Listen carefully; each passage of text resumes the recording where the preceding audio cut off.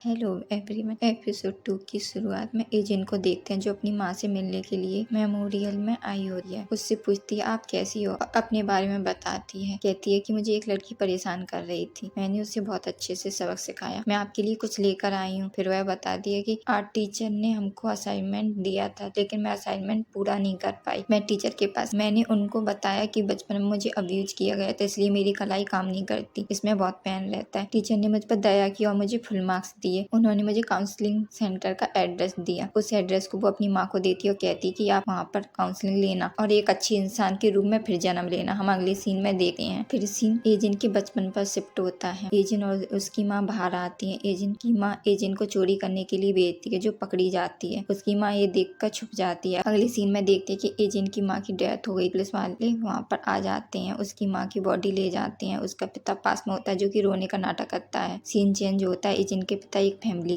के फ्यूनरल में आया हुआ था, जिस महिला का हस्बैंड मर गया था। वो एजेंट के पिता को देखती है और स्माइल करती है। एजेंट का पिता भी ऐसे ही करता है। इस महिला का नाम जिनसियो होता है। अगले सीन में अपनी बेटी को इनके घर के पास ले आता है और बताता है कि आज से हम यहीं रहेंगे, यहाँ पर तुम्हारी स्टेप मॉम है। जिनसियोन एजेंट को देखती है और हाय करती है, लेकिन एजेंट कुछ नहीं करती। जिनसियोन अपनी बेटी को बुलाती है, वो कोई और नहीं। रात को जिनसियोन को देखते हैं, जो कि एजेंट के पिता से बात करती है और कहती है कि मेरे पास ज्यादा पैसा नहीं है, अगर मैं इस घर को बेच दूंगी तो कोई फर्क नहीं पड़ेगा। लेकिन एजेंट का पिता कहता है कि एजेंट है ना, वो सोने की खान है, हम उसका यूज करके वीडियो बनाएंगे, उनको बेच देंगे। ये सब करने के बाद उसको ऑर्फनेज में भेज देंगे। हालांकि एजेंट बाहर होती है और उनकी सारी बात सुन लेती है। प्रेजेंट में एजेंट के पिता को दिखाते हैं, जो एजेंट के स्कूल के सामने आ जाता है। किसी से बात करता है और कह रहा होता है कि मैं जानना चाहता हूँ कि एजेंट कहाँ पर रहती है। इसी टाइम पर सियोंगी बाहर आती है और वो एजेंट का नाम सुन लेती है। उसके पिता से पूछती है आप एजेंट को जानती हो। वो बोलता है हाँ, मैं उसका पिता हूँ। सियोंगी कहती है चलो मैं आपको बताती हूँ एजेंट कहाँ पर है। जिहो और एजेंट साथ में होते हैं। जिहो एजेंट को सियोंगी की डायरी देता है। उस डायरी में बच्चों के बारे में बहुत उल्टी सीधी बात लिखी हुई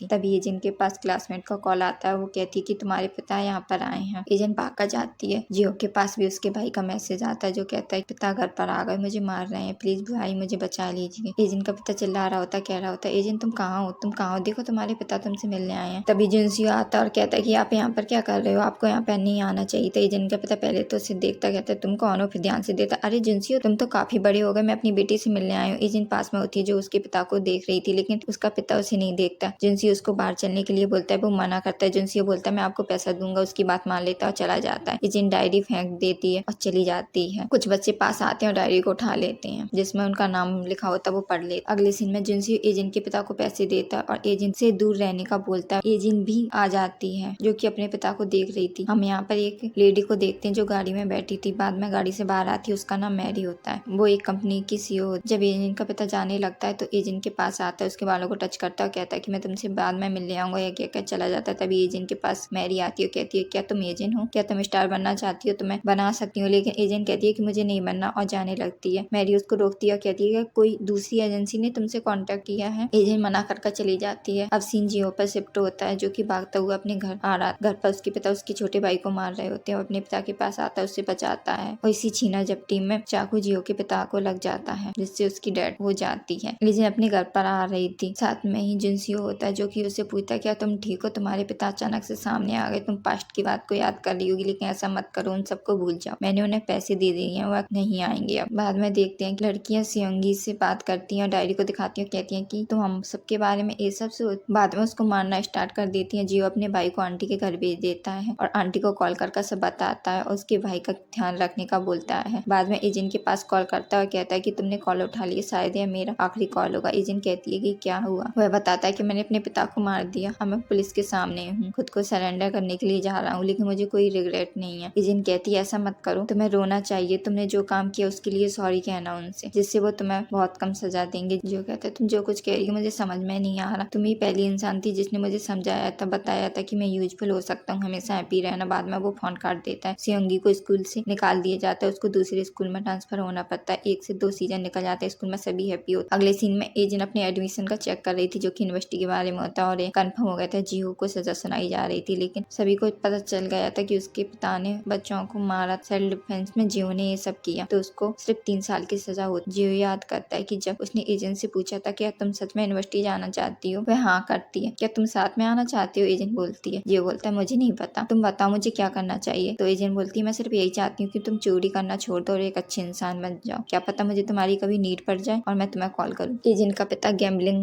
कर रहा था लेकिन वो हार जाता है और चिल्लाता हुआ बाहर निकलता है। बाद में स्टोर में जाता है और कुछ लेता है। फिर एजेंट के स्कूल के सामने आता है। वहाँ पर कुछ बच्चों के यूनिवर्सिटी में एडमिशन हो गए थे, उनकी लिस्ट लगी थी। वो एजेंट और जिनसियो का नाम देखता है। वहीं हम जिनसियो को देखते हैं जो कि अपने ग्रैंडफादर से बात कर रहा होता है। बताता है कि मुझे पैसे चाहिए, मेरे एक दोस्त का यूनिवर्सिटी में एडमिशन हो गया, उसके लिए फीस चाहिए, आपके पैसे बाद में लौटा दूंगा। उसके ग्रैंडफादर कहते हैं कि कैसे? तो वो बोलता है मैं पार्ट टाइम काम करूंगा। तो उसके ग्रैंडफादर बोलते हैं तुम एक काम करना, मैं हर महीने जापान ट्रीटमेंट के लिए जाता हूँ, तो मेरे साथ चला करो जिससे तुम्हारे पैसे कट जाएंगे। जिनसियो कहता है ठीक है मैं ऐसे ही करूंगा, मैं आपका अच्छा ग्रैंडसन बनूंगा। एजेंट का पिता जिनसियो की माँ से मिलता है और पूछता है एजेंट कहाँ है? वो मना करती है। तो वो कहता है अच्छा तुम्हारे बेटे को तो पता होगा, चलो मैं उससे पूछता हूँ। वो बोलती है कि मेरे बेटे से दूर रहना। अगले सीन में एजेंट को देखते हैं जो अपने बैंक बैलेंस को देख रही थी। तभी उसके पास जिनसियो आता है और बोलता है कि मैं अपने ग्रैंडफादर के पास गया था, वह किसी को स्कॉलरशिप देना चाहती तो मैंने तुम्हारे लिए ले ली। एजेंट कहती है कि ठीक है, इसके बदले में वह क्या चाहते हैं? जिनसियो कहता है कुछ खास नहीं, वह ट्रीटमेंट के लिए जापान जाते हैं और मुझे उनके साथ जाना होगा। अब तुम्हें चिंता करने की जरूरत नहीं है, केवल अपने ड्रीम को फॉलो करो। अगले सीन में एजेंट के पिता को देखते हैं। उसको पता चल जाता है कि एजेंट कहाँ पर रहती है। रात को एजेंट अपने घर आती है लेकिन तभी उसके सामने उसका पिता आ जाता है। एजेंट कहती है कि चले जाओ नहीं तो मैं पुलिस को कॉल कर दूंगी। वो बोलता है एक पिता अपनी बेटी से मिलने आया है, इसमें कौन सा क्राइम है? वैसे मुझे पैसे चाहिए। एजेंट कहती है कि मेरे पास पैसे कहाँ से आएंगे? उसका पिता बोलता है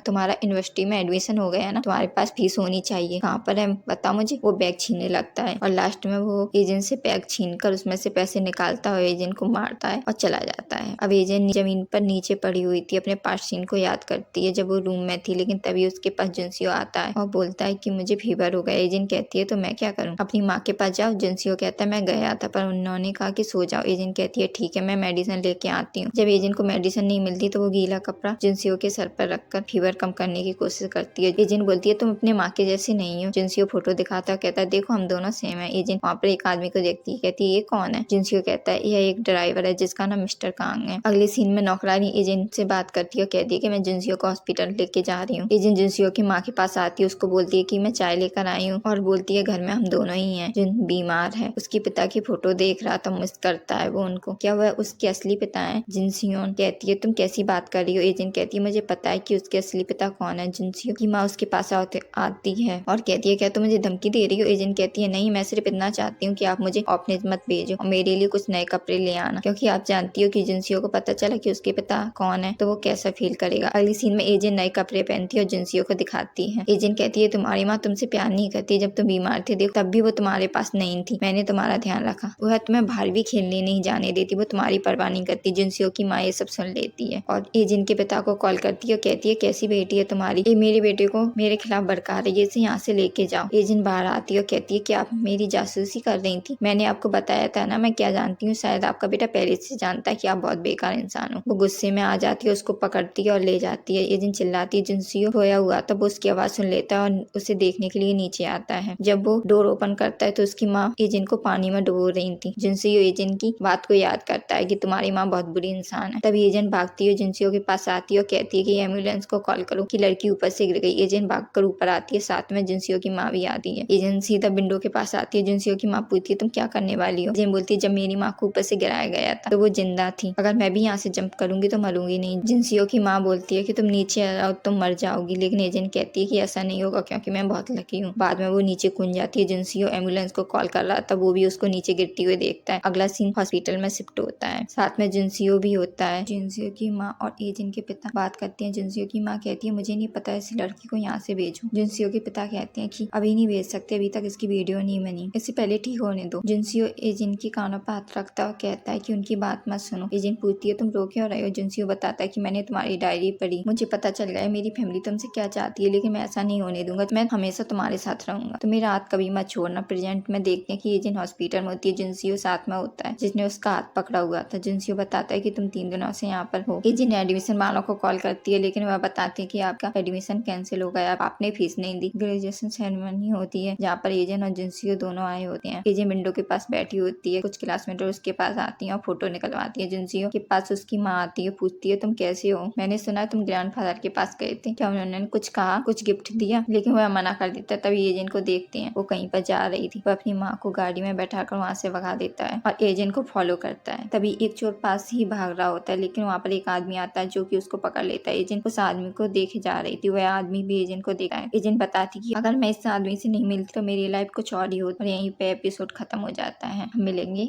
एपिसोड 3 में। अगर